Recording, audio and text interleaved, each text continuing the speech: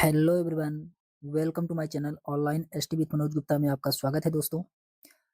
आज से हम लोग बीपीएससी एग्जाम के लिए इसमें हम लोग घटना चक्र पूर्वावलोकन जो कि इसमें 71 बीपीएससी तक जितने भी क्वेश्चन अभी तक पूछे गए हैं उन सभी क्वेश्चनों को हम लोग देखने वाले हैं। इसमें बिहार टीचिंग से जितने भी क्वेश्चन पूछे गए हैं उन सभी क्वेश्चनों को हम लोग देखने वाले हैं। ये जो कि घटना चक्र पूर्वावलोकन 2026 का लेटेस्ट बुक है। तो चलिए हम लोग सबसे पहले इसमें हम लोग भारतीय राज्य व्यवस्था को देखते हैं। भारतीय राज्य व्यवस्था में संविधान सभा एवं संविधान निर्माण प्रक्रिया से जितने भी क्वेश्चन पूछे गए हैं उन सभी क्वेश्चनों को हम लोग देखते हैं। तो इसमें सबसे पहले हम लोग संविधान सभा एवं संविधान निर्माण प्रक्रिया यहाँ से क्वेश्चन को देखते हैं। इसमें क्वेश्चन नंबर पहला दिया गया है कि संविधान सभा की प्रथम बैठक कब हुई थी। संविधान सभा की प्रथम बैठक 9 दिसंबर 1946 को 9 दिसंबर 1946 को हुआ था। ऑप्शन नंबर इसका फर्स्ट वाला राइट आंसर होगा। ये 2020 में पूछा गया क्वेश्चन है।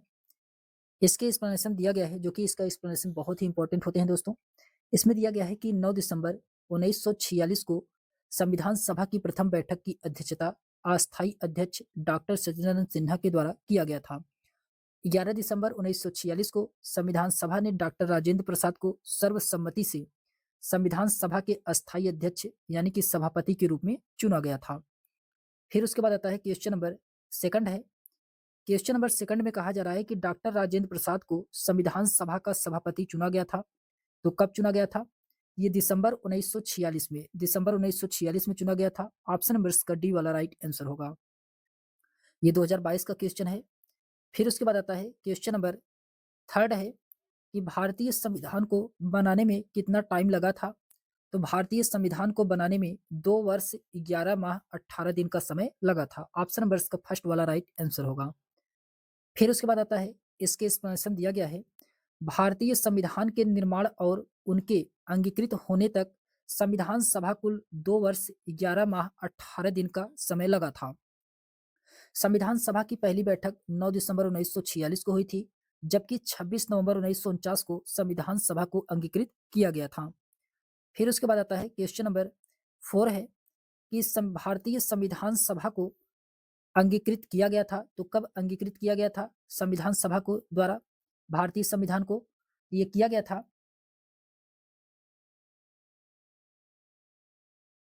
गया था 26 नवंबर 1949 को। 26 नवंबर 1949 को भारतीय संविधान को संविधान सभा द्वारा अंगीकृत किया गया था। ऑप्शन नंबर इसका फर्स्ट वाला राइट आंसर होगा।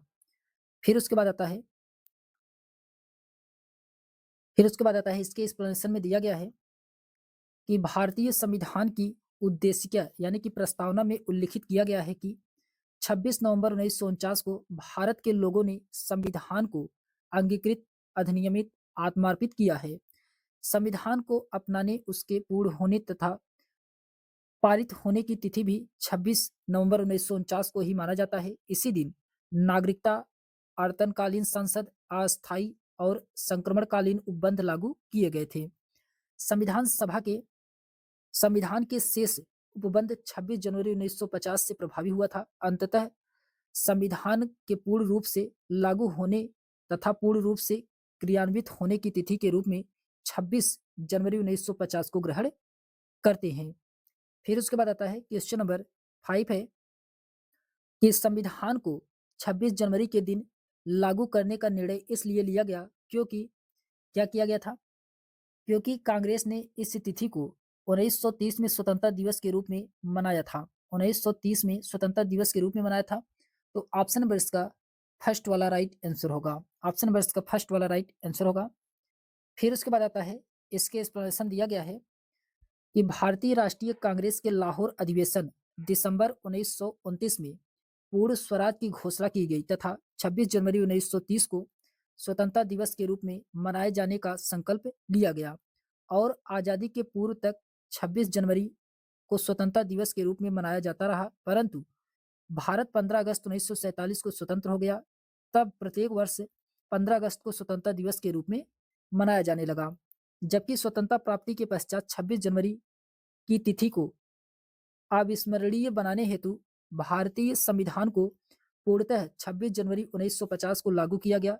तब से प्रत्येक वर्ष 26 जनवरी को गणतंत्र दिवस के रूप में मनाया जाने लगा। फिर उसके बाद आता है क्वेश्चन नंबर 6 है कि भारत का संविधान किसके द्वारा ग्रहण किया गया है? क्वेश्चन नंबर 6 का इसमें राइट आंसर क्या होगा? तो ये किया गया है संविधान सभा के द्वारा। संविधान सभा के द्वारा ऑप्शन नंबर का सी वाला राइट आंसर होगा, संविधान सभा के द्वारा। फिर उसके बाद आता है, इसके एक्सप्लेनेशन दिया गया है कि भारत का संविधान संविधान सभा द्वारा ग्रहण अंगीकृत किया गया है। संविधान सभा की प्रथम बैठक संसद भवन के केंद्रीय कक्ष में 9 दिसंबर 1946 को हुई है। डॉक्टर सचिदानंद सिन्हा को इस सभा का अस्थायी अध्यक्ष नियुक्त किया गया था। 11 दिसंबर 1946 को बैठक में डॉक्टर राजेंद्र प्रसाद को अस्थायी अध्यक्ष निर्वाचित किया गया था। 26 नवंबर 1949 को संविधान सभा ने भारतीय संविधान को अंतिम रूप प्रदान किया और संविधान को अंगीकृत किया था। फिर उसके बाद आता है क्वेश्चन नंबर 7 है कि भारतीय संविधान दिवस मनाया जाता है। तो भारतीय संविधान दिवस कब मनाया जाता है? क्वेश्चन नंबर 7 का इसमें राइट आंसर होगा 26 नवंबर को। 26 नवंबर को ऑप्शन नंबर का बी वाला राइट आंसर होगा, 26 नवंबर को। इसके एक्सप्लेनेशन दिया गया है, भारतीय संविधान दिवस 26 नवंबर को मनाया जाता है। भारतीय संविधान 26 नवंबर 1949 को बन करके तैयार किया गया और संविधान सभा द्वारा अंगीकृत हुआ। इसके कुछ प्रावधान इसी दिन लागू किए गए थे, जिसके फलस्वरूप इस दिन को संविधान दिवस के रूप में मनाया जाता है। जबकि भारतीय संविधान 26 जनवरी 1950 को पूर्ण रूप से लागू किया गया था। अगर पूर्ण रूप से लागू किया गया था कब? तो 26 जनवरी 1950 को लागू किया गया था। इसीलिए 26 जनवरी को गणतंत्र दिवस के रूप में मनाया जाता है। फिर उसके बाद आता है संविधान सभा की प्रमुख समितियां। आइए देखते हैं यहां से क्वेश्चन जो कि वेरी वेरी इंपॉर्टेंट है। इसमें क्वेश्चन नंबर पहला दिया गया है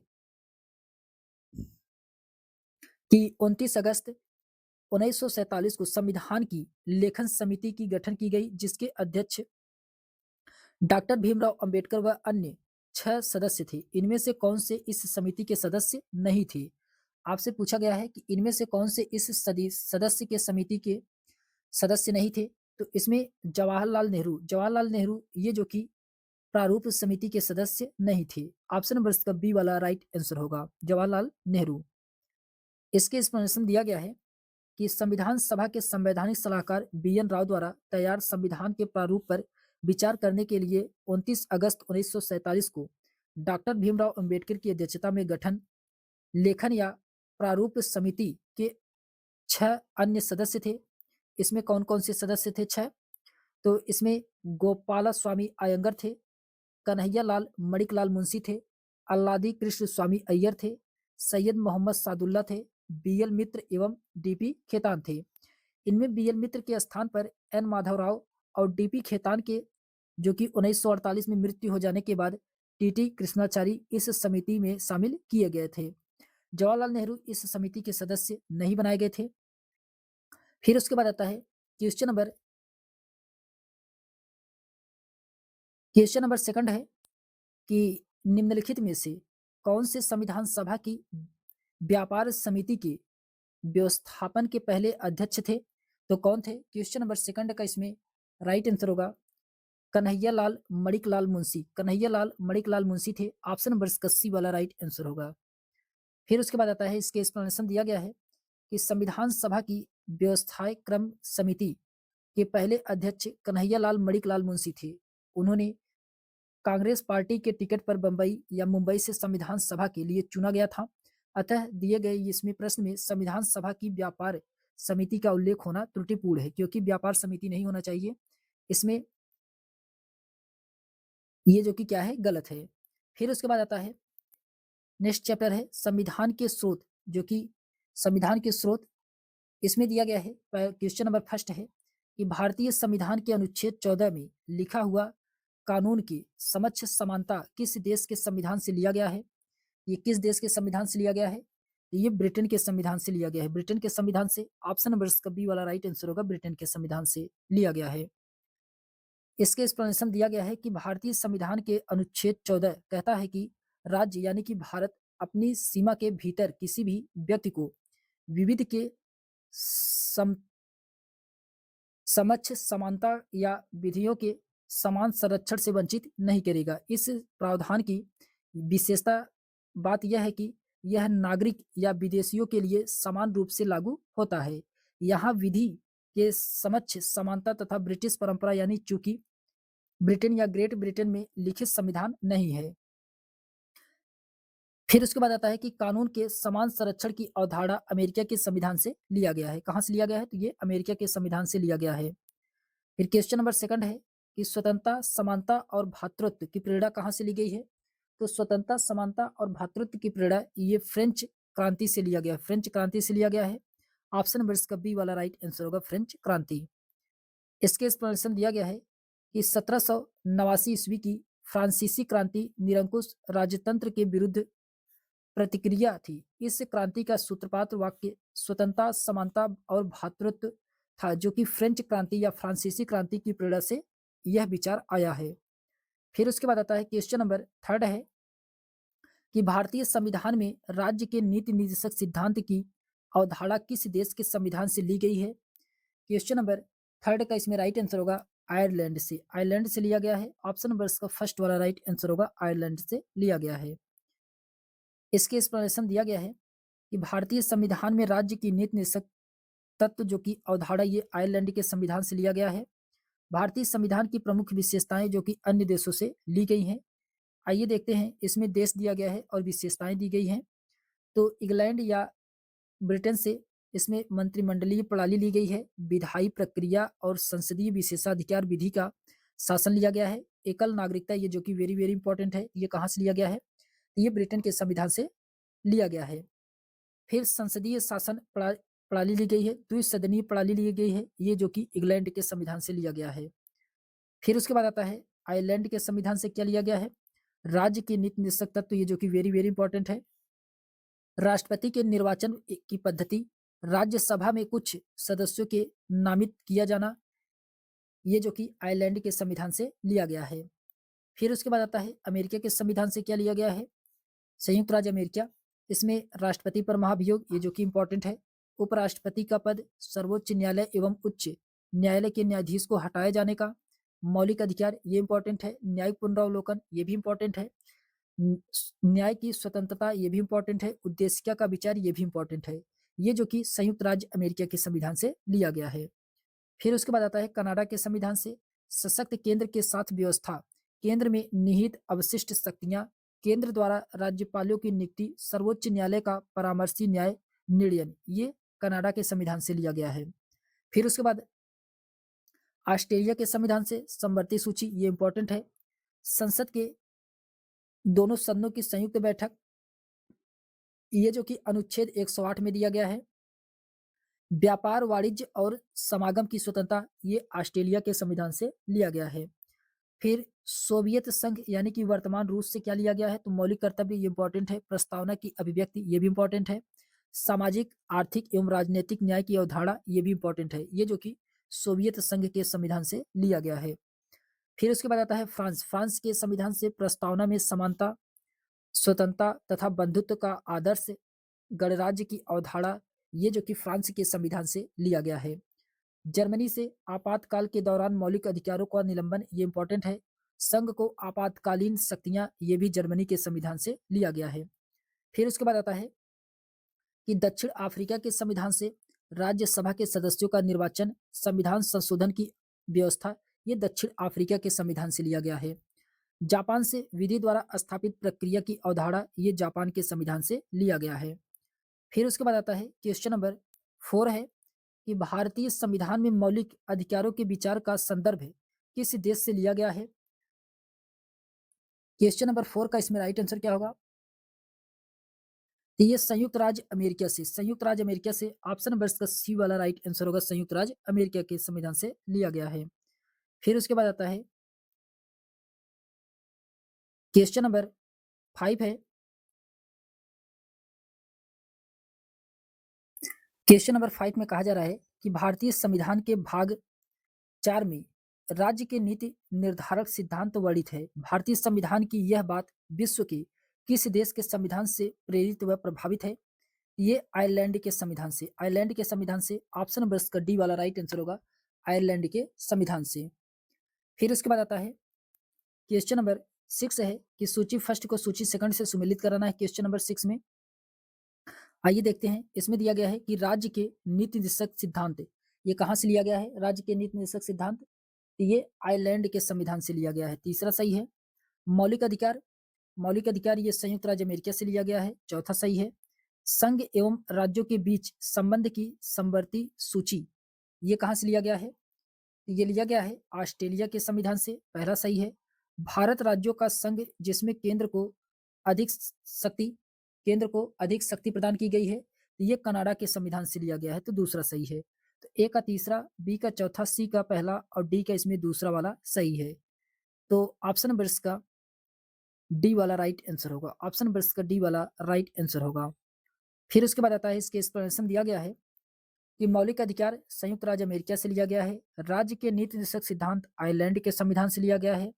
संघ एवं राज्यों के बीच संबंध की समवर्ती सूची, ये ऑस्ट्रेलिया के संविधान से लिया गया है। भारत राज्यों का संघ जिसमें केंद्र को अधिक शक्ति प्रदान की गई है, ये कनाडा के संविधान से लिया गया है। फिर उसके बाद आता है क्वेश्चन नंबर 7 है कि भारत में सुदृढ़ केंद्र के साथ संघीय ढांचा का विचार कहाँ से लिया गया है? तो क्वेश्चन नंबर 7 का इसमें राइट आंसर होगा कनाडा के संविधान से। कनाडा के संविधान से ऑप्शन नंबर का बी वाला राइट आंसर होगा, कनाडा के संविधान से लिया गया है। इसके एक्सप्लेनेशन दिया गया है कि भारत ने सुदृढ़ केंद्र के साथ संघीय ढांचा का विचार कनाडा के संविधान से लिया है। फिर उसके बाद आता है, नेक्स्ट चैप्टर है कि संविधान के प्रमुख भाग तथा अनुच्छेद, ये वेरी वेरी इंपॉर्टेंट चैप्टर है। तो इसमें क्वेश्चन नंबर पहला दिया गया है कि भारतीय संविधान में शामिल है। तो भारतीय संविधान में 395 अनुच्छेद, 22 भाग और 12 सूचियां शामिल है। ऑप्शन नंबर का फर्स्ट वाला राइट आंसर होगा। इसके एक्सप्लेनेशन दिया गया है कि भारतीय संविधान में 470 से अधिक अनुच्छेद हैं, परंतु यह सभी मूल अनुच्छेदों के साथ उपखंड अर्थात क ख ग आदि के रूप में जुड़े हुए हैं। संविधान के मूल पाठ में 22 भाग, 395 अनुच्छेद और 8 अनुसूचियां थी। संशोधन के द्वारा कुछ नए अनुच्छेद जोड़े गए और कुछ अनुच्छेद निकाले भी गए। नई अनुसूचियां भी जोड़ी गई और उनकी संख्या 8 से बढ़ करके वर्तमान में 12 अनुसूचियां हो गई हैं। फिर उसके बाद आता है क्वेश्चन नंबर 2 है, भारतीय संविधान में है, तो भारतीय संविधान में क्या है? क्वेश्चन नंबर 2 के इसमें राइट आंसर होगा 400 से अधिक आर्टिकल या अनुच्छेद है। ऑप्शन नंबर का सी वाला राइट आंसर होगा। फिर उसके बाद आता है क्वेश्चन नंबर 3 है कि भारतीय संविधान में वर्तमान में शामिल है, तो भारत के संविधान में वर्तमान में शामिल है तो कितने? तो 400 से अधिक अनुच्छेद शामिल है, जो कि कोई भी ऑप्शन इसका सही नहीं है। फिर उसके बाद आता है क्वेश्चन नंबर 4 है कि संविधान के किस प्रावधान द्वारा अस्पृश्यता का उन्मूलन किया गया है? तो ये अनुच्छेद 17 के द्वारा अस्पृश्यता का उन्मूलन किया गया है। ऑप्शन नंबर इसका सी वाला राइट आंसर होगा। इसके एक्सप्लेनेशन दिया गया है कि संविधान के अनुच्छेद 17 द्वारा अस्पृश्यता का उन्मूलन किया गया है। इस अनुच्छेद में कहा गया है कि अस्पृश्यता का अंत किया जा सकता है और उसका किसी भी रूप में आचरण निषिद्ध किया जा सकता है। अस्पृश्यता से उपजी किसी नियोग्यता को लागू करना अपराध होगा, जो कि विधि के अनुसार दंडनीय होगा। फिर उसके बाद आता है क्वेश्चन नंबर 5 है। क्वेश्चन नंबर 5 में कहा जा रहा है कि भारतीय संविधान का कौन सा अनुच्छेद संवैधानिक प्रावधानों की संघीय संसद राज्य विधान पालिकाओं द्वारा बनाए गए नियमों कानूनों पर प्राथमिकता प्रदान करता है? ये 13 है। ऑप्शन नंबर का फर्स्ट वाला राइट आंसर होगा अनुच्छेद 13। फिर उसके बाद आता है, इसके एक्सप्लेनेशन दिया गया है कि संविधान के अनुच्छेद 13 में यह प्रावधान है कि राज्य कोई ऐसा कानून नहीं बनाएगा जो भाग 3 में प्रदत्त मौलिक अधिकारों को छीनता या न्यून करता हो। यदि कोई कानून मौलिक अधिकारों का उल्लंघन में बनाया गया है, तो वह कानून उल्लंघन की मात्रा तक शून्य होगा। अनुच्छेद 32 जो कि संवैधानिक उपचारों के अधिकार से संबंधित है। अनुच्छेद 245 इसमें संसद और राज्यों के विधानमंडलों द्वारा बनाई गई विधियों का विस्तार है। और अनुच्छेद 326 के अनुसार लोकसभा व विधानसभा का निर्वाचन वयस्क मताधिकारों के आधार पर होगा। फिर उसके बाद आता है क्वेश्चन नंबर 6 है कि भारतीय संविधान का अनुच्छेद 300 किससे संबंधित है? क्वेश्चन नंबर 6 का इसमें राइट आंसर होगा, ये संबंधित है मुकदमे तथा कार्यवाही पे, मुकदमे तथा कार्यवाही पे ऑप्शन नंबर इसका फर्स्ट वाला राइट आंसर होगा। फिर उसके बाद इसके एक्सप्लेनेशन दिया गया है। भारतीय संविधान के अनुच्छेद 300 के अंतर्गत मुकदमे यानी कि वाद और कार्यवाहियां का उल्लेख किया गया है। अनुच्छेद 302 में व्यापार, वाणिज्य और समागम पर निर्बंध अधिरोपित करने की संसद की शक्ति और अनुच्छेद 76 में भारत का महान न्यायवादी का उल्लेख किया गया है। फिर उसके बाद क्वेश्चन नंबर 7 है कि किस या किन अनुच्छेदों के अंतर्गत अध्यक्ष सदन के किसी सदस्य को उसकी मातृभाषा में बोलने की इजाजत दे सकता है। तो क्वेश्चन नंबर 7 का इसमें राइट आंसर होगा अनुच्छेद 120 ए में, अनुच्छेद 120 फर्स्ट में ऑप्शन नंबर इसका सी वाला राइट आंसर होगा। इसके एक्सप्लेनेशन दिया गया है कि भारतीय संविधान के अनुच्छेद 120 एक में राज्यसभा का सभापति या लोकसभा का अध्यक्ष अथवा उसके रूप में कार्य करने वाला व्यक्ति किसी सदस्य को जो हिंदी में या अंग्रेजी में अपनी पर्याप्त अभिव्यक्ति नहीं कर सकता है, अपनी मातृभाषा में सदन को संबोधित करने की अनुज्ञा देगा। फिर उसके बाद आता है नेक्स्ट चैप्टर है अनुसूचियां, जो कि वेरी वेरी इंपॉर्टेंट चैप्टर है अनुसूचियां। तो आइए देखते हैं अनुसूचियां में इसमें क्वेश्चन नंबर पहला है मिलान कराने के लिए दिया गया है। क्वेश्चन नंबर फर्स्ट, इसमें आपको मिलान करा के बताना है कौन सा इसमें सही है। तो इसमें दिया गया है संघीय सूची, संघीय सूची में जो कि 97 विषय हैं। राज्य सूची में कितने हैं? तो राज्य सूची में 66 है और संवर्ती सूची में 47 है। तो ए का पहला, बी का दूसरा और सी का इसमें तीसरा वाला सही है। तो ऑप्शन नंबर इसका बी वाला राइट आंसर होगा। पहले का पहला सही है, दूसरे का सी वाला सही है और तीसरे का इसमें बी वाला सही है। फिर उसके बाद आता है इसके एक्सप्लेनेशन दिया गया है कि संघ सूची जो कि 97 विषय है और वर्तमान में गणना के अनुसार 98 है। राज्य सूची में 66 विषय है, वर्तमान में ये 59 है और संवर्ती सूची में 47 है, लेकिन वर्तमान में गणना के अनुसार 52 विषय हैं। फिर उसके बाद आता है क्वेश्चन नंबर सेकंड है आर्थिक नियोजन विषय है। आर्थिक नियोजन विषय है। क्वेश्चन नंबर सेकंड का इसमें राइट आंसर होगा ये संवर्ती सूची का है। ऑप्शन नंबर इसका सी वाला राइट आंसर होगा संवर्ती सूची का। इसके एक्सप्लेनेशन दिया गया है कि आर्थिक नियोजन या आर्थिक और सामाजिक योजना 7वीं अनुसूची के संवर्ती सूची की प्रविष्टि 20 में उल्लिखित है। संवर्ती सूची में शामिल विषयों पर केंद्र और राज्य दोनों विधि बना सकते हैं, किंतु दोनों सरकारों द्वारा बनाई गई विधियों में विरोध होने पर केंद्रीय विधि राज्य की विधि पर अभिभावी होती है। फिर उसके बाद आता है क्वेश्चन नंबर थर्ड है कि भूमि सुधार के विषय के अंतर्गत है। क्वेश्चन नंबर थर्ड का इसमें राइट आंसर होगा ये राज्य सूची का विषय है। भूमि सुधार राज्य सूची का विषय है। ऑप्शन नंबर इसका सी वाला राइट आंसर होगा राज्य सूची का विषय है। फिर उसके बाद आता है इसके एक्सप्लेनेशन दिया गया है कि भूमि सुधार राज्य सूची का विषय है। राज्य सूची में कुल 66 विषय जो कि गणना के अनुसार कुल 59 विषय हैं। फिर उसके बाद क्वेश्चन नंबर 4 है कि भारतीय संविधान की किस सूची में शपथ या शपथ पत्र के प्रारूप दिए गए हैं। तो क्वेश्चन नंबर 4 का इसमें राइट आंसर होगा ये दिया गया है तीसरी सूची में ऑप्शन नंबर इसका बी वाला राइट आंसर होगा तीसरी सूची में दिया गया है। फिर उसके बाद आता है इसके एक्सप्लेनेशन दिया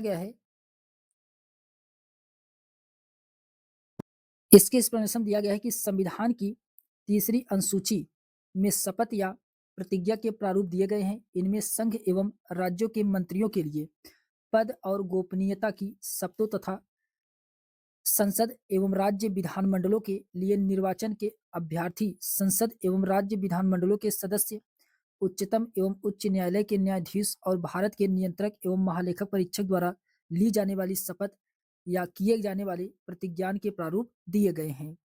फिर उसके बाद आता है क्वेश्चन नंबर 5 है कि भारतीय संविधान के विभिन्न सूचियों के निम्नलिखित विषयों पर विचार कीजिए तथा निम्न में से कौन सा विषय समवर्ती सूची के अंतर्गत आता है। तो कौन सा विषय समवर्ती सूची के अंतर्गत आता है? तो ये आता है वन्य जीवों की सुरक्षा जो कि समवर्ती सूची के अंतर्गत आता है, कृषि ये जो कि राज्य सूची के अंतर्गत आता है, और विद्युत उपभोक्ता अथवा बिक्री पर कर ये भी राज्य सूची के अंतर्गत आता है, मूल्य नियंत्रण ये समवर्ती सूची के अंतर्गत आता है। इसमें पहला और चौथा वाला क्या है? सही है। पहला और चौथा सही है, तो ऑप्शन नंबर इसका फर्स्ट वाला राइट आंसर होगा, पहला और चौथा इसमें सही है। फिर उसके बाद आता है इसके एक्सप्लेनेशन दिया गया है कि भारतीय संविधान की 7वीं अनुसूची में विधायी विषयों को 3 सूचियों में बाँटा गया है। पहला संघ सूची, दूसरा राज्य सूची और तीसरा समवर्ती सूची में। समवर्ती सूची के विषयों पर संसद तथा राज्य विधानमंडल दोनों कानून बना सकते हैं। हालाँकि समवर्ती सूची के किसी विषय पर दोनों में टकराव होता है तो संसद द्वारा बनाया गया कानून प्रभावी होता है। वन्य जीव जंतुओं और पक्षियों का संरक्षण, ये जो कि समवर्ती सूची के अंतर्गत आता है। कृषि पर आय या कृषि पर आयकर लगाना, ये राज्य सूची के अंतर्गत आता है। विद्युत के उपभोग अथवा बिक्री कर, ये राज्य सूची के अंतर्गत आता है। मूल्य नियंत्रण, ये जो कि समवर्ती सूची के अंतर्गत आता है। फिर उसके बाद आता है क्वेश्चन नंबर 6 है कि निम्नलिखित में से कौन सा विषय समवर्ती सूची में है? तो कौन सा विषय समवर्ती सूची में है? तो शिक्षा, ये क्या है? समवर्ती सूची में है। शिक्षा समवर्ती सूची में है। ऑप्शन नंबर इसका बी वाला राइट आंसर होगा, शिक्षा। इसके एक्सप्लेनेशन दिया गया है कि भारतीय संविधान में संघीय ढांचे को मजबूती प्रदान करने के लिए विषयों को केंद्र और राज्यों के लिए निश्चित कर दिया गया है। इन्होंने महत्व के आधार पर संघ सूची, राज्य सूची एवं समवर्ती सूची में विभाजित किया गया है। शिक्षा प्रारंभ में राज्य सूची में शामिल थी। शिक्षा प्रारंभ में कहाँ शामिल थी?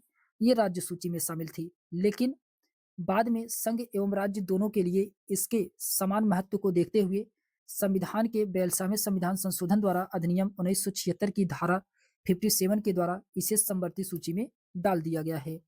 फिर उसके बाद आता है क्वेश्चन नंबर 7 है कि निम्नलिखित में से क्या संविधान की 11वीं अनुसूची में शामिल नहीं है? तो क्वेश्चन नंबर 7 का इसमें राइट आंसर क्या होगा? तो इसका राइट आंसर होगा ग्रामीण खेल। ग्रामीण खेल ये जो कि शामिल नहीं है 11वीं अनुसूची में। ऑप्शन नंबर इसका सी वाला राइट आंसर होगा, ग्रामीण खेल। इसके एक्सप्लेनेशन दिया गया है कि संविधान की 11वीं अनुसूची में पंचायत का उल्लेख है, जिसमें कुल 29 विषय शामिल हैं। पुस्तकालय, ईंधन और चारा, तकनीकी प्रशिक्षण, व्यावसायिक शिक्षा, पेयजल, ग्रामीण आवासन, लघु वन उपज, मत्स्य उद्योग इत्यादि विषय इसमें शामिल है। लेकिन ग्रामीण खेल का उल्लेख 11वीं अनुसूची में नहीं किया गया है। फिर उसके बाद क्वेश्चन नंबर 8 है, अनुसूची 11वीं के द्वारा पंचायती राज संस्थानों को कितने विषयों पर नियंत्रण करने का अधिकार दिया गया है? तो क्वेश्चन नंबर 8 का इसमें राइट आंसर होगा 29 विषय पे। 29 विषय पे ऑप्शन नंबर इसका बी वाला राइट आंसर होगा, 29 विषय पे। फिर उसके बाद आता है क्वेश्चन नंबर 9 है कि जानवरों के प्रति क्रूरता की रोकथाम को भारतीय संविधान की किस सूची में रखा गया है? क्वेश्चन नंबर 9 का इसमें राइट आंसर होगा समवर्ती सूची में रखा गया। समवर्ती सूची में ऑप्शन नंबर इसका सी वाला राइट आंसर होगा, समवर्ती सूची में। इसके एक्सप्लेनेशन दिया गया है कि जानवरों के प्रति क्रूरता की रोकथाम संविधान की समवर्ती सूची के 7वीं अनुसूची की समवर्ती सूची में प्रविष्ट 17 के तहत उल्लेखित किया गया है। फिर उसके बाद आता है क्वेश्चन नंबर 10 है। क्वेश्चन नंबर 10 में कहा जा रहा है कि निम्नलिखित में से कौन सा युग्म सुमेलित नहीं है? तो कौन सा युग्म इसमें सुमेलित नहीं है? तो इसमें अनुसूचित क्षेत्रों के प्रशासन, ये जो कि 6वीं अनुसूची में दिया गया है, ये इसमें क्या है? सही सुमेलित नहीं है। ऑप्शन नंबर इसका सी वाला यही इसका राइट आंसर होगा, यही इसमें सही सुमेलित नहीं है। फिर उसके बाद आता है, इसके एक्सप्लेनेशन दिया गया है कि अनुसूचित क्षेत्रों एवं अनुसूचित जनजाति के प्रशासन एवं नियंत्रण से संबंधित प्रावधान 5वीं अनुसूची में है, न कि 6वीं अनुसूची में है। 6वीं अनुसूची में असम, मेघालय, त्रिपुरा और मिजोरम राज्यों की जनजातीय क्षेत्रों के प्रशासन से संबंधित है, न कि सामान्य अनुसूची क्षेत्रों से। फिर उसके बाद आता है क्वेश्चन नंबर 11 है कि भारतीय संविधान की निम्नलिखित अनुसूचियों में से किसमें राज्यों की परिषदों में सीटों का आवंटन के प्रावधान समाविष्ट है? क्वेश्चन नंबर 11 का इसमें राइट आंसर होगा चौथी अनुसूची में। ऑप्शन नंबर इसका डी वाला राइट आंसर होगा। फिर उसके बाद इसके एक्सप्लेनेशन दिया गया है, भारतीय संविधान की चौथी अनुसूची में राज्य एवं केंद्र शासित प्रदेशों के लिए राज्यसभा में सदस्यों की संख्या अर्थात सीटों का आवंटन के बारे में उल्लेख है। भारतीय संविधान भाग 22 भागों में विभाजित है तथा इसमें गणना अनुसार 470 से अधिक अनुच्छेद तथा 12 अनुसूचियां शामिल हैं। फिर उसके बाद क्वेश्चन नंबर 12 है कि 5वीं अनुसूची किस विशिष्ट समूह के लोगों के शासन और हितों की सुरक्षा से संबंधित है? क्वेश्चन नंबर 12 का इसमें राइट आंसर होगा, ये संबंधित है अनुसूचित जनजाति से। अनुसूचित जनजाति से ऑप्शन नंबर इसका डी वाला राइट आंसर होगा। फिर उसके बाद आता है, ये 2023 का क्वेश्चन है। फिर इसके एक्सप्लेनेशन दिया गया है कि 5वीं अनुसूची अनुसूचित जनजाति के लोगों के शासन और हितों की सुरक्षा से संबंधित है। भारतीय संविधान की 5वीं अनुसूची के अंतर्गत अनुसूचित क्षेत्रों और अनुसूचित जनजातियों के प्रशासन और नियंत्रण के बारे में उपबंध किया गया है। इस अनुसूची में प्रावधानिक उपबंधों के अंतर्गत प्रत्येक राज्य के राज्यपाल का यह कर्तव्य है कि वह प्रतिवर्ष या राष्ट्रपति द्वारा अपेक्षा किए जाने पर उसके राज्य को अनुसूचित क्षेत्रों के प्रशासन के संबंध में राष्ट्रपति को प्रतिवेदन देगा। फिर क्वेश्चन नंबर 13 है कि भारतीय संविधान के निम्नलिखित में से किस अनुसूची में दल बदल विरोधी अधिनियम के प्रावधान रखे गए हैं? क्वेश्चन नंबर 13 का इसमें राइट आंसर होगा ये 10वीं अनुसूची में है। 10वीं अनुसूची में है। ऑप्शन नंबर इसका डी वाला राइट आंसर होगा 10वीं अनुसूची में है। इसके एक्सप्लेनेशन दिया गया है कि भारतीय संविधान के 52वें यानी कि 52वें संविधान संशोधन 1985 द्वारा 10वीं अनुसूची के तहत दल बदल के आधार पर निहितार्थ संबंधित उपबंध किए गए हैं। इसमें किसी दल में एक साथ पूर्ण दल बदल, एक साथ लघु दल बदल एवं दल के प्राधिकृत व्यक्ति के निर्देशन के विरुद्ध मतदान करने से संबंधित प्रावधान है। इसके तहत भारत के प्रथम बार राजनीतिक दलों को संवैधानिक मान्यता प्रदान की गई है। फिर उसके बाद आता है क्वेश्चन नंबर 14 है। क्वेश्चन नंबर 14 में कहा जा रहा है कि भारतीय संविधान की 10वीं अनुसूची का संबंध है। तो 10वीं अनुसूची का संबंध ये दल बदल प्रतिरोध विधायन से संबंधित है। ऑप्शन नंबर इसका फर्स्ट वाला राइट आंसर होगा। फिर उसके बाद आता है क्वेश्चन नंबर 15 है कि भारतीय संविधान की 10वीं अनुसूची का संबंध है। तो 10वीं अनुसूची का संबंध ये दल बदल विरोध कानून से है। ऑप्शन नंबर इसका डी वाला राइट आंसर होगा। फिर उसके बाद आता है नेक्स्ट चैप्टर है उद्देशिका। चैप्टर नंबर नेक्स्ट है उद्देशिका। तो उद्देशिका में कहा जा रहा है क्वेश्चन नंबर फर्स्ट में, इसमें क्वेश्चन नंबर फर्स्ट दिया गया है। इसमें कहा जा रहा है कि भारतीय संविधान की प्रस्तावना के सिलसिले में निम्नलिखित में से कौन सा क्रम सही है? तो आपको बताना है इसमें से कौन सा क्रम सही है। तो सबसे पहले सार्वभौम सत्ता संपन्न आता है, फिर उसके बाद समाजवादी, फिर धर्मनिरपेक्ष, फिर जनवादी, गणतंत्र। तो इसमें गणतंत्र दिया गया है, ये भी गलत है। इसमें समाजवादी, धर्मनिरपेक्ष लास्ट में दिया गया है, ये भी गलत है। फिर उसके बाद आता है इसमें दिया गया है सार्वभौम सत्ता, ये जनवादी, ये भी गलत है। सार्वभौम सत्ता संपन्न समाजवादी, धर्मनिरपेक्ष, जनवादी, गणतंत्र। ऑप्शन नंबर इसका डी वाला यही इसका राइट आंसर होगा।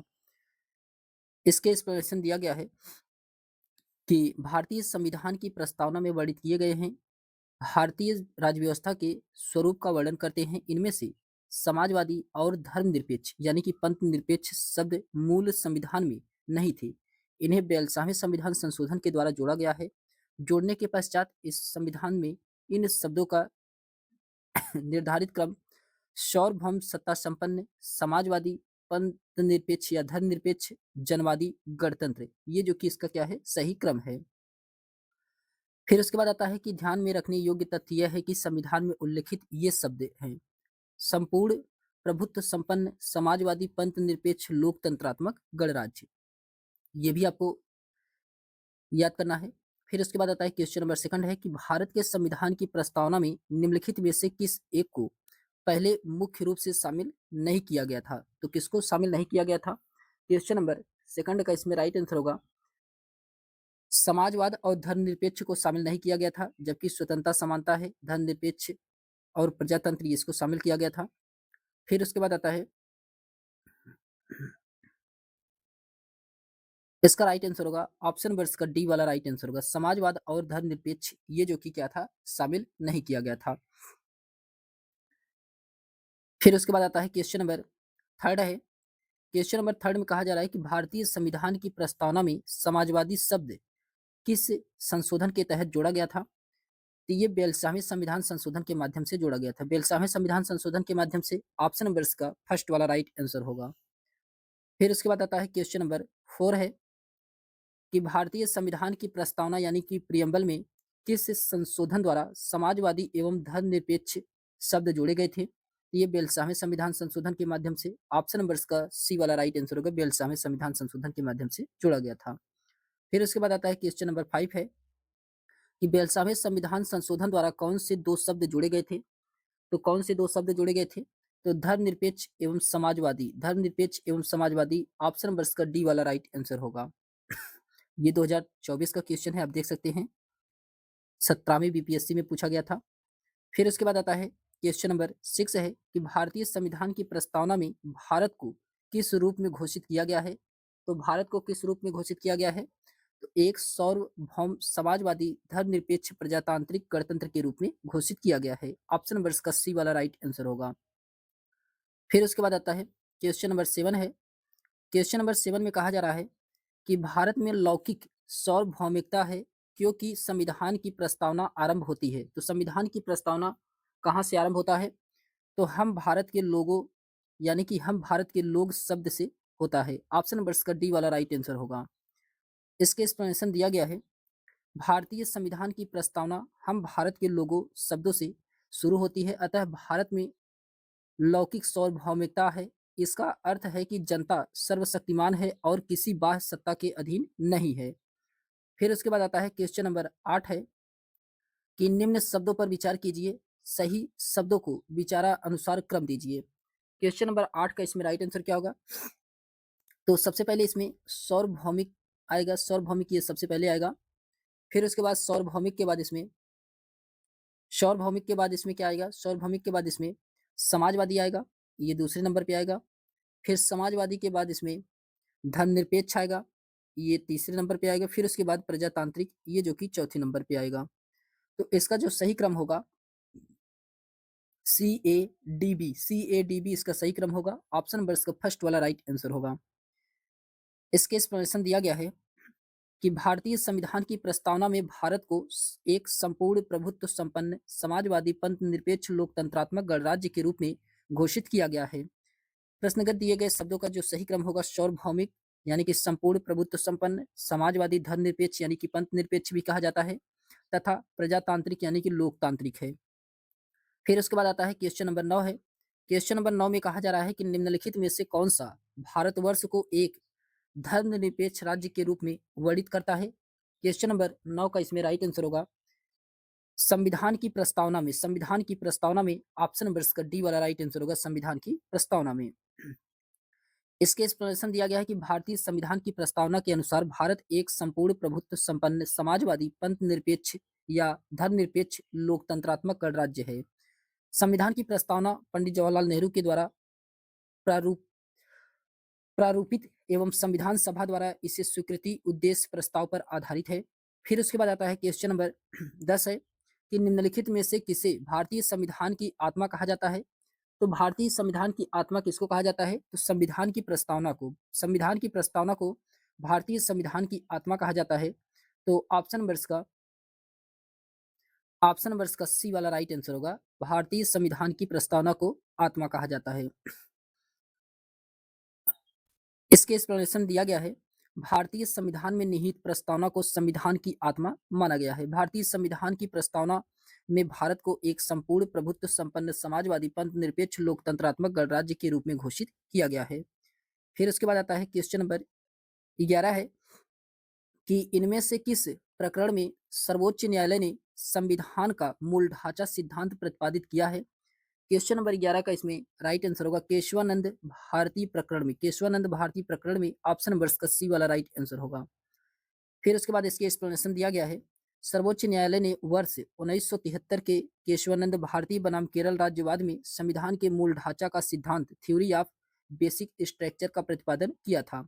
इस वाद में दिए गए अपने ऐतिहासिक निर्णय में सर्वोच्च न्यायालय की 13 सदस्यीय संविधान पीठ ने यद्यपि संसद की संविधान में संशोधन की शक्ति को स्वीकार किया गया था, तथापि यह भी निर्धारित किया गया था कि संसद संविधान में कोई ऐसा संशोधन नहीं कर सकती है जो कि संविधान के मूलभूत ढांचे का उल्लंघन करता हो।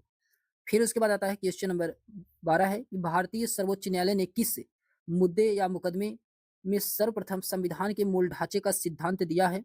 तो किसमें दिया है? क्वेश्चन नंबर 12 का इसमें राइट आंसर होगा केशवानंद भारती बनाम केरल राज्य में।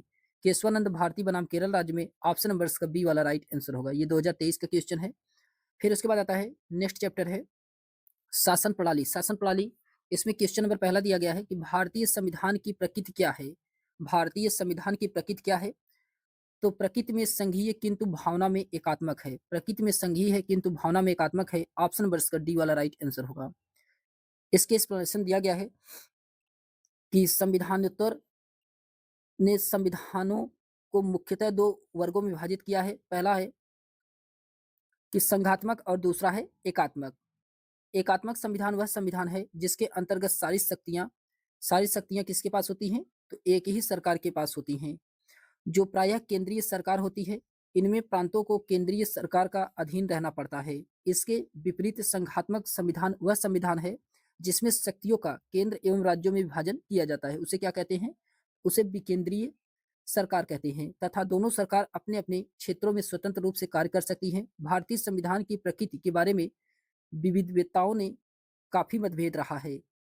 संविधान निर्माताओं के अनुसार भारतीय संविधान एक संघात्मक संविधान है, किंतु प्रोफेसर जोनिंग को भारतीय संविधान को संघात्मक मानने में आपत्ति है।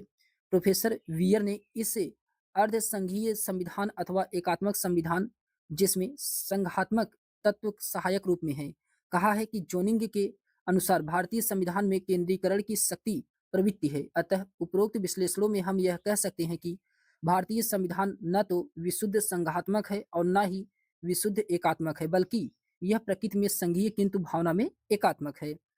फिर उसके बाद क्वेश्चन नंबर सेकंड है कि भारतीय राजनीतिक व्यवस्था में इनमें से कौन सर्वोच्च है? क्वेश्चन नंबर सेकंड का इसमें राइट आंसर क्या होगा? तो इसमें संविधान सर्वोच्च होता है। संविधान सर्वोच्च होता है। ऑप्शन नंबर इसका बी वाला राइट आंसर होगा संविधान। इसके एक्सप्लेनेशन दिया गया है कि भारतीय राजनीतिक व्यवस्था में संविधान सर्वोच्च है। यही राज्य व्यवस्था के स्वरूप और उद्देश्य का निर्धारण करता है एवं विभिन्न इकाइयों के सृजन का प्रावधान करता है। संविधान से ही शासन के सभी अंग, अधिकार एवं शक्ति प्राप्त होती है। फिर उसके बाद आता है क्वेश्चन नंबर थर्ड है कि सरकार की संसदीय व्यवस्था के विषय में निम्नलिखित में से कौन सा वक्तव्य सही है? कौन सा वक्तव्य सही है? क्वेश्चन नंबर थर्ड का इसमें राइट आंसर क्या होगा? तो ऑप्शन नंबर का ई वाला राइट आंसर होगा। ऑप्शन नंबर का ई वाला राइट आंसर होगा उपरोक्त में से कोई भी नहीं। इसके एक्सप्लेनेशन दिया गया है कि शासन प्रणाली की सामान्यतः 2 पद्धतियां होती हैं, संसदीय और अध्यक्षीय। भारत ने ग्रेट ब्रिटेन के अनुसरण करते हुए संसदीय शासन व्यवस्था को अपनाया है। संसदीय शासन व्यवस्था में व्यवस्थापिका यानी कि विधायिका के सदस्य ही कार्यपालिका का गठन करते हैं तथा कार्यपालिका व्यवस्थापिका के प्रति उत्तरदायी होती है। कार्यपालिका जो होती है यह व्यवस्थापिका के प्रति उत्तरदायी होती है। संस्थात्मक शासन व्यवस्था में कार्यपालिका विधायिका द्वारा नियंत्रित होती है तथा न्यायपालिका कार्यपालिका एवं विधायिका के कार्यों की न्यायिक समीक्षा कर सकती है। न्यायपालिका जो होती है यह कार्यपालिका और विधायिका की न्यायिक समीक्षा कर सकती है। राष्ट्रपति न्यायपालिका के प्रति जवाबदेह नहीं होते हैं। फिर उसके बाद क्वेश्चन नंबर 4 है कि भारत में प्रजातंत्र इस तथ्य पर आधारित है कि भारत में प्रजातंत्र इस तथ्य पर आधारित है कि संविधान लिखित है, गलत है। यहाँ मौलिक अधिकार प्रदान किए गए हैं, ये भी गलत है। फिर उसके बाद आता है जनता को सरकारों को चुनने तथा बदलने का अधिकार प्राप्त है। ये इसका राइट आंसर होगा। जनता को सरकारों को चुनने तथा बदलने का अधिकार होता है। ऑप्शन नंबर इसका सी वाला राइट आंसर होगा। इसके एक्सप्लेनेशन दिया गया है कि प्रजातंत्र का आशय है कि जनता द्वारा जनता के लिए जनता की सरकार अर्थात लोगों को सरकार चुनने और बदलने का अधिकार होता है। भारत में प्रजातंत्र का यही आशय है। फिर उसके बाद आता है क्वेश्चन नंबर 5 है कि विधि का नियम या कानून का अधिराज्य का मतलब क्या है? क्वेश्चन नंबर 5 का इसमें राइट आंसर क्या होगा कि सभी के लिए एक कानून हो और सभी के लिए एक न्यायतंत्र हो। ऑप्शन नंबर इसका फर्स्ट वाला राइट आंसर होगा।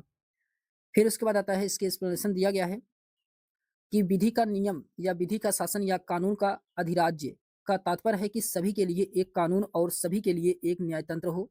विधि के नियम का सामान्य अर्थ यह है कि देश के कानून के समक्ष सभी व्यक्ति समान है तथा कोई भी व्यक्ति कानून से ऊपर नहीं है। साथ ही राज्य किसी भी व्यक्ति के साथ धर्म, जाति, लिंग, जन्म स्थान के आधार पर भेदभाव नहीं कर सकता है। भारतीय संविधान में मौलिक अधिकारों के तहत अनुच्छेद 14 में विधि के समक्ष समानता एवं विधियों के समान संरक्षण का अधिकार प्राप्त किया गया है। फिर उसके बाद आता है क्वेश्चन नंबर 6 है कि भारतीय प्रशासन में विभाजन प्रणाली किससे संबंधित है? ये नीति या कार्यान्वयन से संबंधित है। ऑप्शन नंबर इसका सी वाला राइट आंसर होगा। इसके एक्सप्लेनेशन दिया गया है कि भारतीय प्रशासन में विभाजन प्रणाली नीति निर्माण और कार्यान्वयन से संबंधित है। इसमें सचिवालय नीति निर्माण करता है जबकि कार्यान्वयन निदेशालय के द्वारा किया जाता है। फिर उसके बाद आता है क्वेश्चन नंबर 7 है कि निम्नलिखित विशेषताओं में से केंद्रीय शासन व्यवस्था के लिए कौन-सी सही नहीं है? तो केंद्रीय शासन व्यवस्था के लिए इसमें कौन-सा सही नहीं है? क्वेश्चन नंबर 7 का इसमें राइट आंसर क्या होगा? तो बड़े देशों के लिए आदर्श ये जो कि इसमें क्या है? सही नहीं है। ऑप्शन नंबर इसका सी वाला राइट आंसर होगा। फिर उसके बाद आता है, इसके एक्सप्लेनेशन दिया गया है इसके एक्सप्लेनेशन दिया गया है कि केंद्रीय शासन व्यवस्था या सरकार के एकात्मक स्वरूप की प्रमुख विशेषताओं में शामिल है सत्ता का केंद्रीकरण एवं एकीकरण शक्ति, सरकार के त्वरित निर्णय लेने की क्षमता, संविधान का लचीलापन, एकल न्यायपालिका एवं संपूर्ण क्षेत्र राज्य में कानून की एकरूपता, एकल नागरिकता, आपातकाल की व्यवस्था व्यवस्था परंतु यह आवश्यक नहीं है कि ऐसा व्यवस्था बड़े देशों के लिए आदर्श हो। बड़े देशों में संघीय व्यवस्था भी बेहतर कार्य कर सकती है। फिर उसके बाद आता है क्वेश्चन नंबर 8 है, निम्नलिखित में से कौन सा कथन सत्य है? तो कौन सा कथन सत्य है इसमें? संयुक्त राज्य अमेरिका में सरकार की संघीय प्रणाली है जो कि सत्य है। ऑप्शन नंबर इसका फर्स्ट वाला राइट आंसर होगा। इसके एक्सप्लेनेशन दिया गया है कि अमेरिका के संविधान में संघीय प्रणाली का स्पष्ट उल्लेख है। भारत के संविधान में भारत को राज्यों का संघ बताया गया है, किंतु संविधान के कतिपय प्रावधान राज्यों की अपेक्षा केंद्र को ज्यादा शक्तिशाली बनाने पर जोर देते हैं। इससे कुछ विद्वान भारत के संविधान को संघात्मक एवं एकात्मक प्रणालियों का मिश्रण मानते हैं, किंतु भारतीय संविधान एकात्मक प्रणाली का लक्षण लिए हुए मूल रूप से संघीय संविधान है, ऐसा मानना ज्यादा उचित होगा।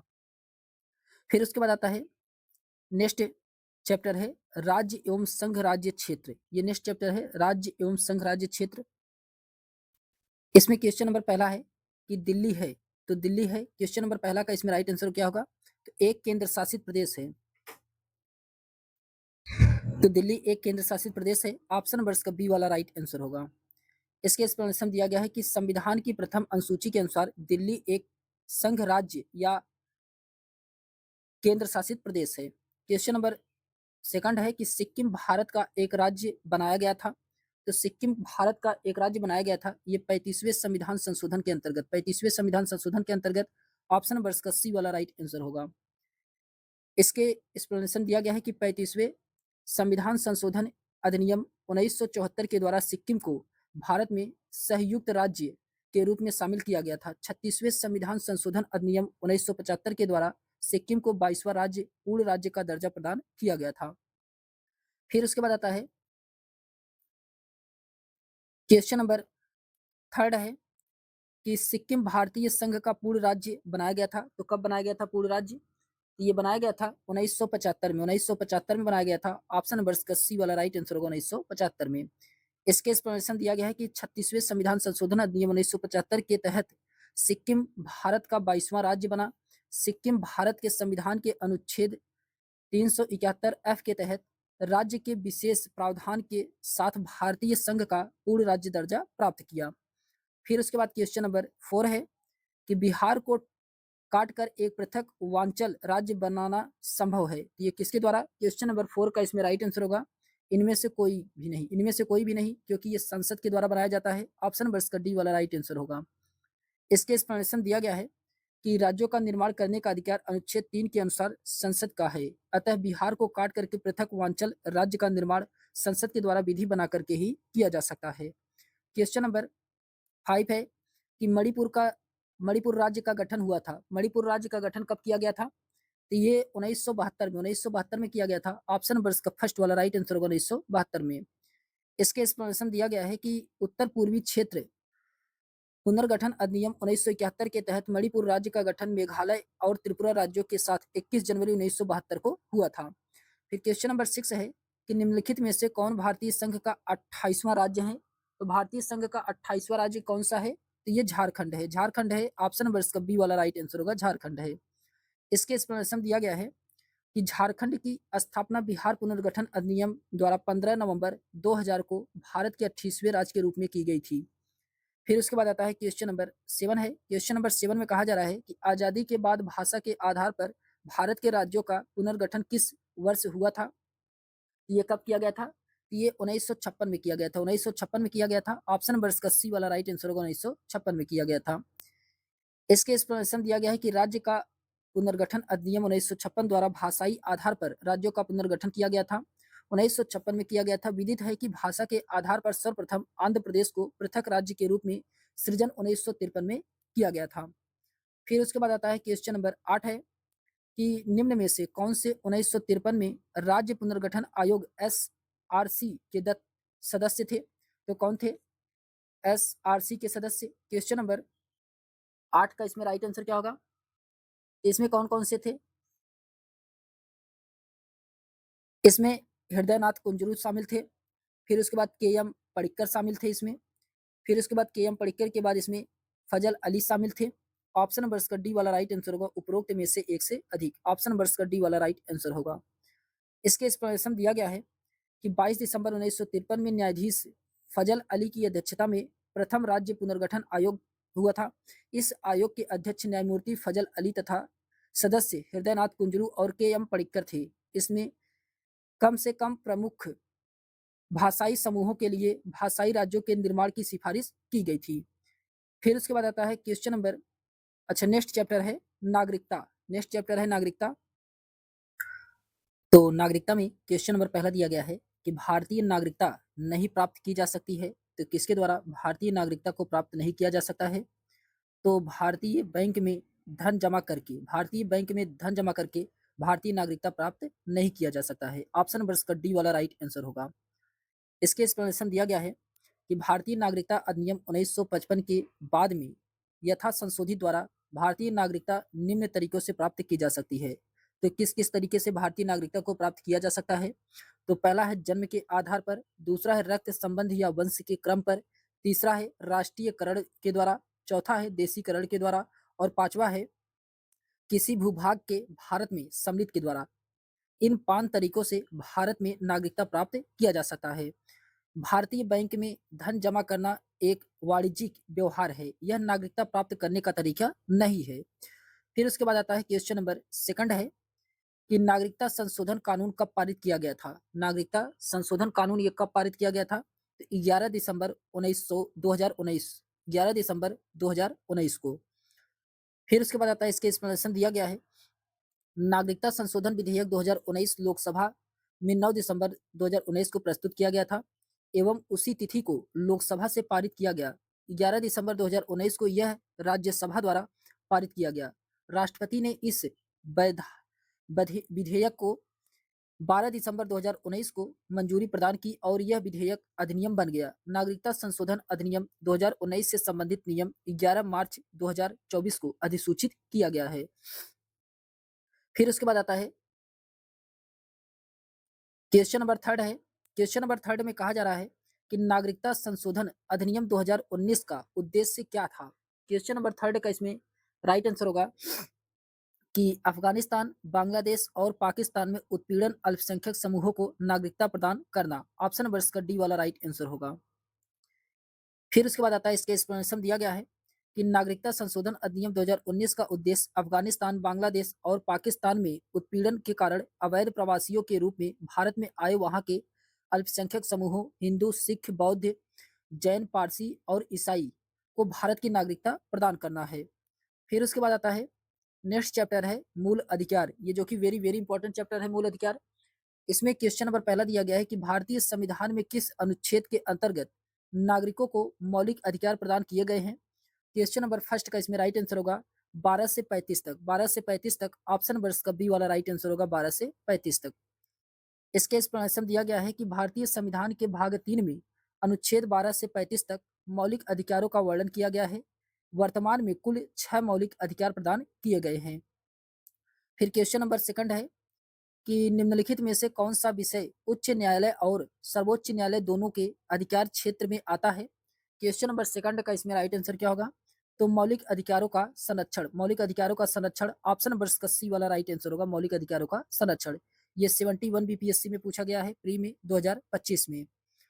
फिर उसके बाद आता है इसके एक्सप्लेनेशन दिया गया है कि मौलिक अधिकारों का संरक्षण या प्रवर्तन ऐसा विषय है जो सर्वोच्च न्यायालय द्वारा अनुच्छेद 32 और उच्च न्यायालय द्वारा अनुच्छेद 226 दोनों के अधिकार क्षेत्र में आता है। हालांकि संविधान के मूल ढांचे के संरक्षण का कार्य भी सर्वोच्च न्यायालय और उच्च न्यायालय दोनों का ही अधिकार क्षेत्र होता है।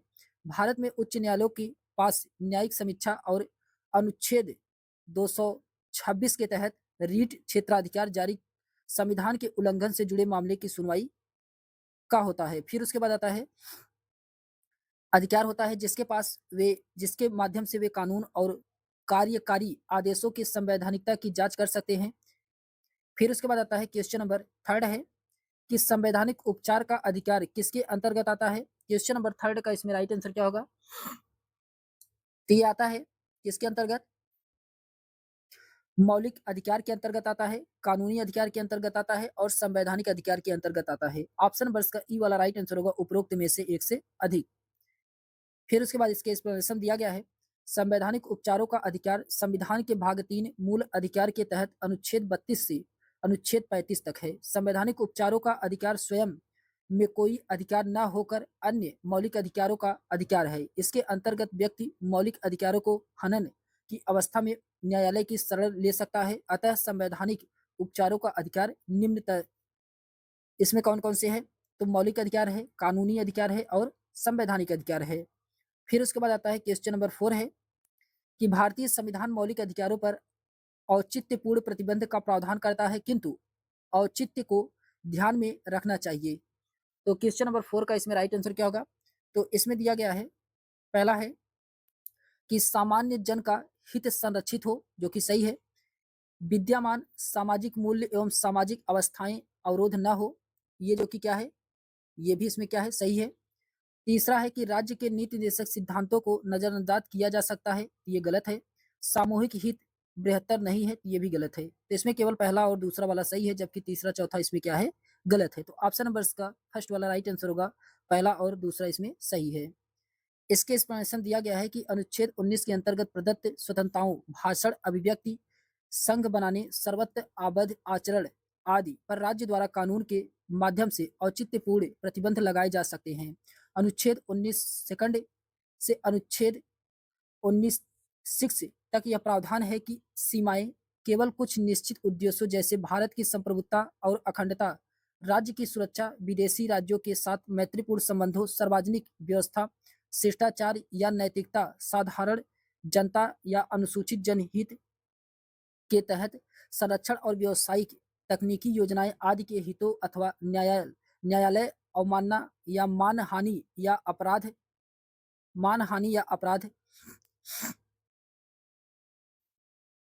उद्दीपन के संबंध में ही लगाई जाएगी। इसमें कथन पहला और दूसरा क्या था, सही था। फिर उसके बाद आता है क्वेश्चन नंबर 5 है, किसी व्यक्ति की अवैध हिरासत के खिलाफ निम्नलिखित में से कौन सी रीट लागू हो सकती है।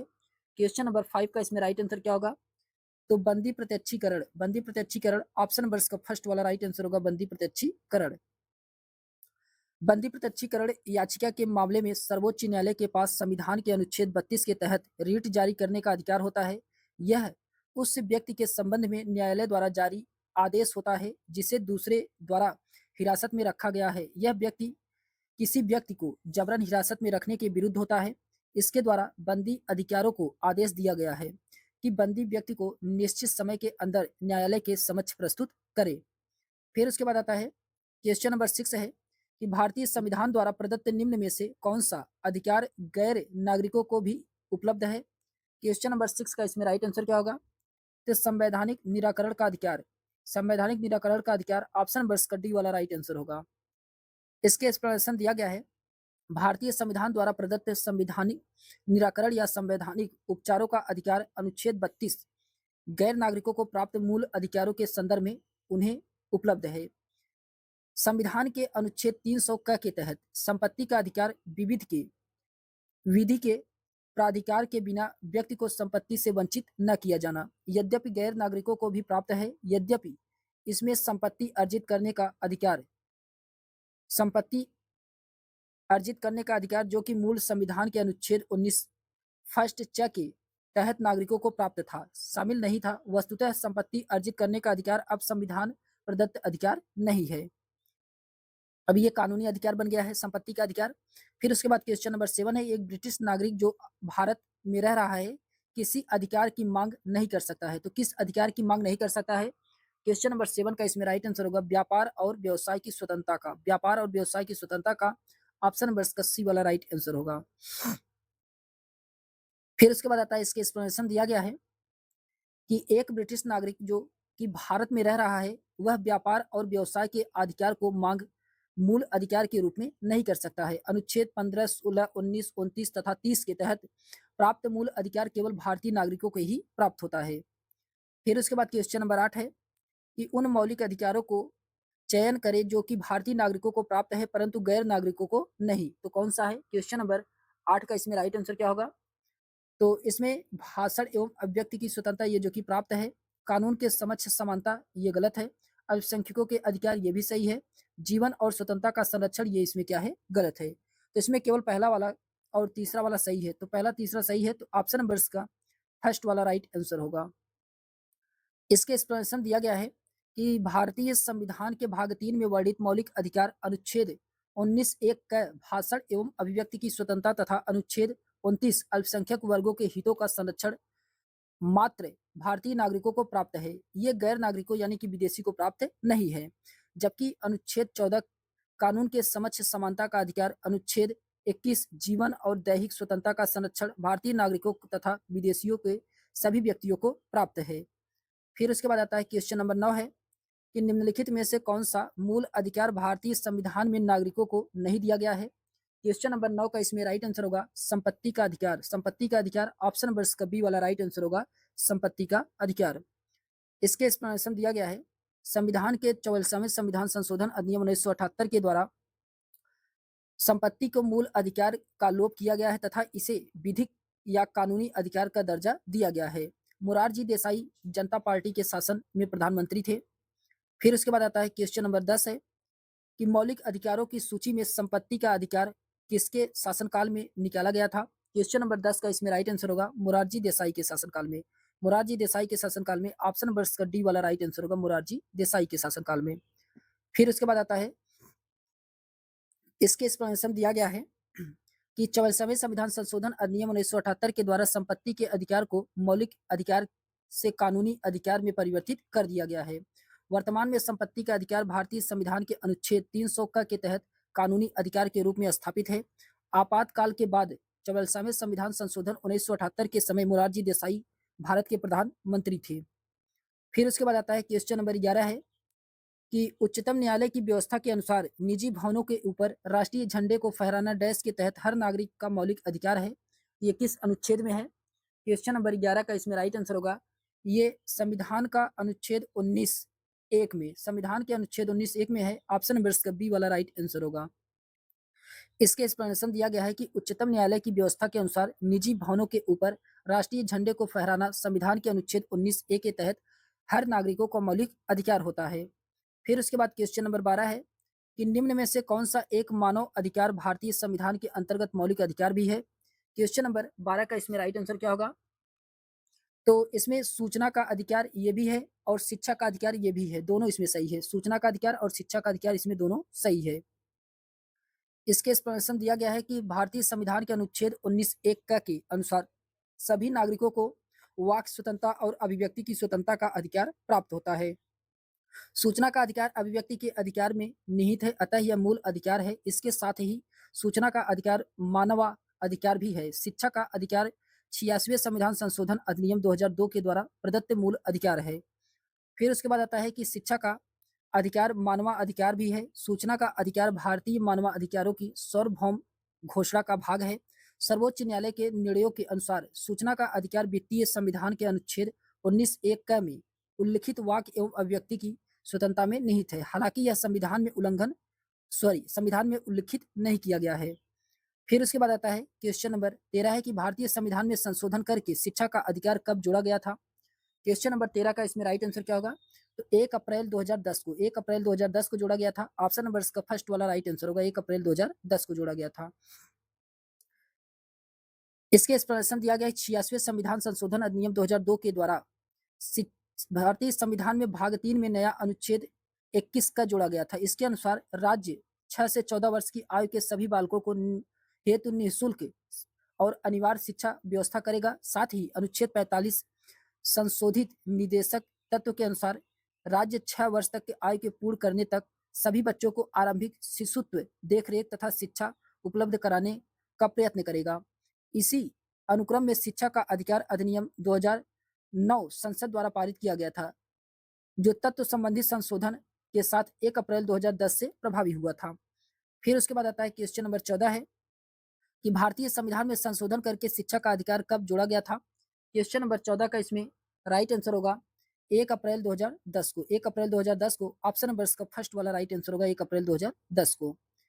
फिर क्वेश्चन नंबर 15 है कि मौलिक अधिकार की मूल सूची में निम्नलिखित में से किसे जोड़ा गया था? क्वेश्चन नंबर 15 का इसमें राइट आंसर होगा निःशुल्क एवं अनिवार्य प्राथमिक शिक्षा का अधिकार। ऑप्शन नंबर इसका डी वाला राइट आंसर होगा। इसके एक्सप्लेनेशन दिया संविधान के अनुच्छेद 21 का के अनुसार राज्य 6 वर्ष से 14 वर्ष तक की आयु वाले सभी बालकों के लिए निःशुल्क एवं अनिवार्य शिक्षा देने का ऐसी रीति में जो राज्य विधि द्वारा अवधारित करे उपबंध करेगा। अतः निकटतम उत्तर इसका क्या होगा? डी होगा।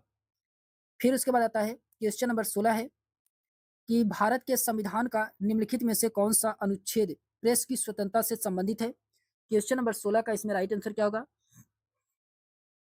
तो क्वेश्चन नंबर 16 का इसमें राइट आंसर होगा अनुच्छेद 19 में है। अनुच्छेद 19 में है। ऑप्शन नंबर इसका फर्स्ट वाला राइट आंसर होगा अनुच्छेद 19 में।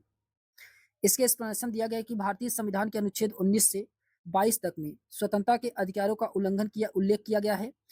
अनुच्छेद 19 एक का वाक और अभिव्यक्ति की स्वतंत्रता से संबंधित है, जिसमें प्रेस की स्वतंत्रता भी निहित होती है। फिर उसके बाद आता है क्वेश्चन नंबर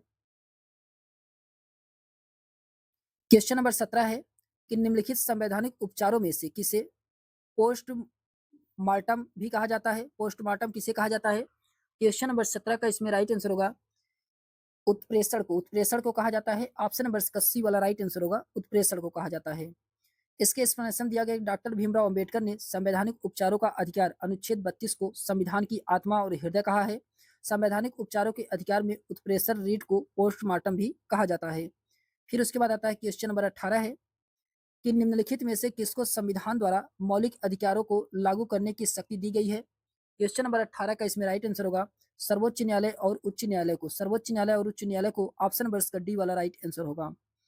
इसके एक्सप्लेनेशन दिया गया है कि मूल अधिकारों को परिवर्तित करने की शक्ति उच्चतम न्यायालय अनुच्छेद 32 तथा उच्च न्यायालय अनुच्छेद 226 को प्राप्त होता है। न्यायालय अपनी इस शक्ति का प्रयोग 5 प्रकार की रीट जारी करते हैं: परामर्श, बंदी प्रत्यक्षीकरण, अधिकार परीक्षा, उत्प्रेषण तथा प्रतिषेध। फिर उसके बाद आता है नेक्स्ट चैप्टर है राज्य की नीति निर्देशक तत्व। नेक्स्ट चैप्टर है राज्य के नीति निर्देशक तत्व।